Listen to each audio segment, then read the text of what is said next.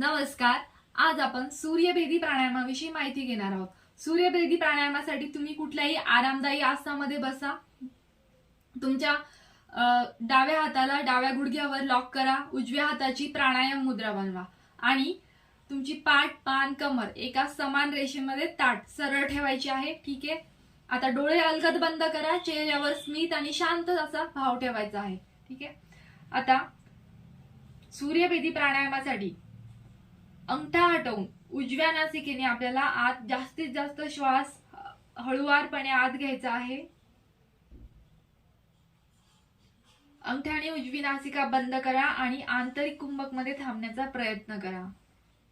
शक्य तेवढा श्वास रोखून ठेवण्याचा अवधी वाढवा आणि अनामिका हटवून डाव्या नासिकेने श्वास अलगद बाहेर सोडा.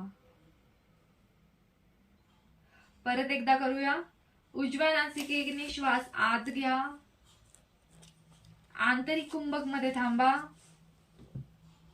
आणि डाव्या नासिकेने श्वास बाहेर सोडा. ह्या झाल्या सूर्यभेदी प्राणायामाच्या 2 आवृत्त्या.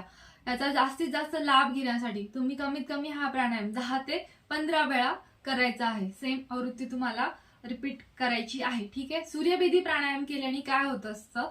सूर्यभेदी प्राणायाम केल्याने आपल्या शरीरामध्ये वात आणि कफाशी संबंधित दोष दूर होत असतात. जठराग्नी आपली तेज होत असते. पाचनाशी संबंधित दोष दूर होत असतात. पाचन सुधारतं आपलं. आणि याचा विशेष लाभ जो आहे, आपली सूर्य नाडी जी असते, उजव्या नासिकेतून जी नाडी सुरू होत असते आणि आपल्या मूलाधार चक्राला जाऊन मिळते उजव्या बाजूने, तर तिला सूर्य नाडी म्हणत असतात. ती सक्रिय होत असते. सूर्यभेदी प्राणायामामध्ये शरीरामध्ये गरमीचा संचार जास्त होत असतो. शरीरामध्ये हा प्राणायाम आपल्याला थंडीच्या दिवसांमध्ये उपयोगी पडत असतो. धन्यवाद.